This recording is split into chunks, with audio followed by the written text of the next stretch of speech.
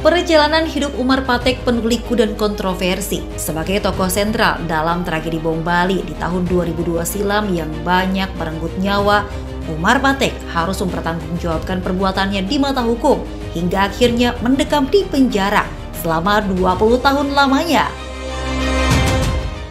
Kini mantan buronan internasional ini akhirnya dibebaskan secara bersyarat setelah menjalani sebagian masa hukumannya dan diharuskan mengikuti program deradikalisasi dan bimbingan di Badan Pemasyarakatan Surabaya hingga 29 April 2030.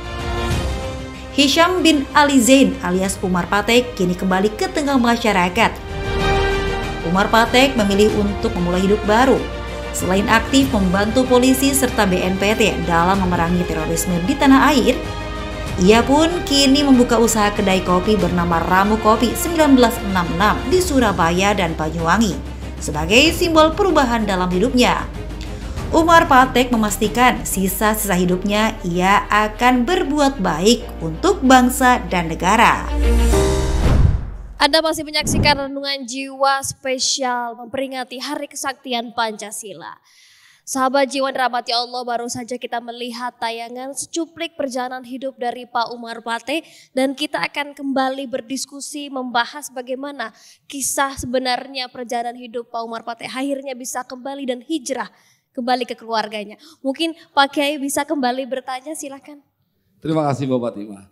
Sahabat jiwa, bersama kita ada Bang Umar Patek. Tadi beliau sempat menyebutkan bahwa alasan beliau hijrah dari sebuah keadaan yang sudah parah redaksinya adalah karena keluarga. Bang Umar, mohon berbagi kepada kita apa kalimat yang disampaikan oleh keluarga sehingga kemudian berbalik 180 derajat menjadi orang yang di jalan yang benar lagi. Boleh berbagi cerita Bang Umar? Kalimat apa dari keluarga? Jadi setelah sekian tahun saya tidak bertemu dengan keluarga dan akhirnya dari sejak tahun 1991 kemudian akhirnya saya bertemu dengan keluarga dalam keadaan sudah ditangkap, yaitu persisnya tahun 2011. Pada waktu itu bulan Agustus di mana saya diekstradisi dari Pakistan. Disitulah pertama kali saya bertemu dengan keluarga saya, baik itu adik-adik maupun paman saya. Dan mereka mengatakan, sebesar apapun kesalahanmu terhadap negara, sebesar apapun kesalahanmu terhadap keluarga, karena kamu telah meninggalkan keluarga sekian puluh tahun, dan sebesar apapun dosa yang telah kamu lakukan, kamu adalah darah daging kami. Kamu adalah bagian dari keluarga kami. Tentu saya sangat terharu dan menangis dan jatuh di pelukan adik-adik saya dan paman saya karena mereka ternyata merangkul saya. Sekalipun saya sudah begitu banyak dosa yang saya lakukan.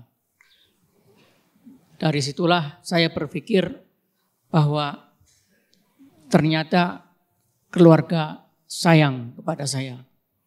Bang Umar, izin ini karena Pak Kiai sudah memberikan slogan Bang Umar. Bang, separah apa kondisi abang sebelum keluarga menyambut kembali dan memberikan motivasi yang begitu kuat untuk Bang Umar melangkah sampai saat ini? Kondisi Bang Umar ketika itu separah apa kira-kira? Kalau boleh kami diberitahu. Kesalahan yang parah yang saya lakukan terhadap keluarga adalah ketika tahun 1991 saya pergi meninggalkan kedua orang tua saya khususnya, dan sampai jangka waktu yang sangat lama hingga akhirnya Umi, ibu saya, ibu kandung saya mencari-cari dan sampai jatuh sakit. Dan ibu saya meninggal tahun 1992 ketika saya ada di Afghanistan. Itu pun saya tidak tahu tentang keberadaan atau tentang kondisi keluarga saya. Saya baru tahu ketika tahun 1997. Ketika itu saya ada di Filipina. Saya mengirim surat kepada Umi, kepada ibu saya. Kemudian saya sampaikan, saya ceritakan bahwa saya sedang bekerja di Sabah. Dan itu saya berbohong, padahal saya ada di Filipina. Dan dibalas oleh adik saya, dan saya terima tentang cerita bahwa ibu saya sudah tidak ada. Dari situlah saya punya satu kesalahan yang besar terhadap keluarga. Kemudian kesalahan yang besar, yang parah terhadap masyarakat, terhadap bangsa dan negara adalah ketika saya tidak berhasil untuk memahamkan kepada teman-teman saya tentang bahayanya aksi terorisme yang kemudian akhirnya mereka tetap bersikeras untuk melakukan pemboman di Bali tahun 2002.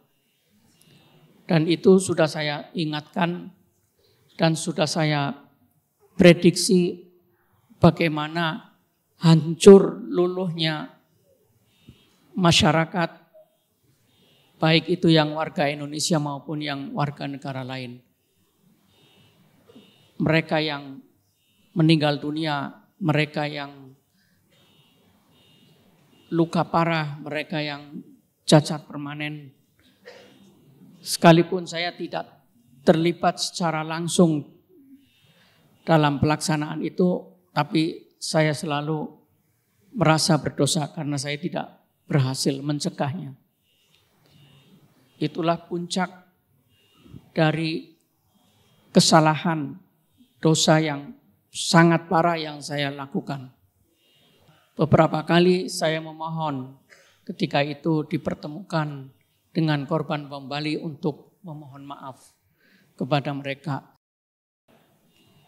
Saya tidak menjamin dengan memohon maaf itu akan mengampuni dosa saya. Namun setidak-tidaknya itu memperingan hisab saya di akhirat. Pernah satu ketika saya tidak tahan hingga saya jatuh, bersimpuh di hadapan mereka. Mohon maaf. Dan alhamdulillah sebagian dari mereka memaafkan. Dan saya banyak belajar dari mereka, dari para korban, bahwa mereka bisa memaafkan. Memohon maaf itu mudah, gampang, tapi memaafkan itu sangat susah. Makanya saya banyak belajar dari mereka, bahwa mereka adalah orang-orang yang hebat. Pelajaran apa yang ingin Anda sampaikan, yang dipetik dari proses hidup Anda selama ini? Seperti apa Pak Umar? Saya ingin berpesan kepada khususnya ibu-ibu yang ada di sini untuk senantiasa menjaga keharmonisan rumah tangga, terutama perhatian terhadap anak-anaknya.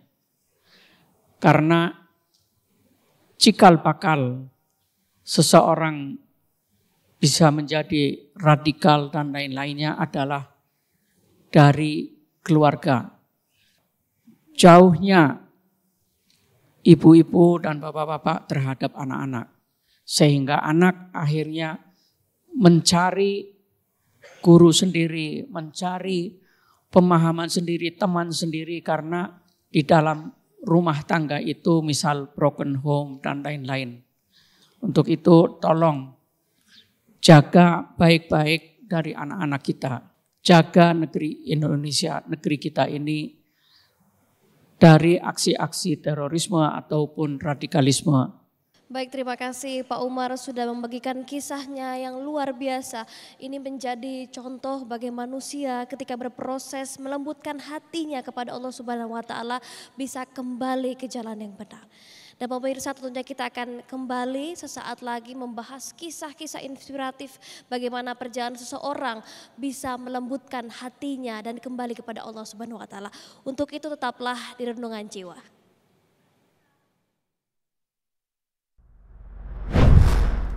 Kita kalau melihat dari zaman dulu ada Nabi Nuh, suaminya Nabi, Rasul, tapi istrinya tetap hatinya keras, betul? Sebaliknya sama, ada istri soleha namanya Asiyah binti Muzahim, suaminya Fir'aun, istrinya baik, tapi suaminya tetap berkeras hati. Tidak bisa orang merubah kita, hanya kita yang bisa merubah diri sendiri.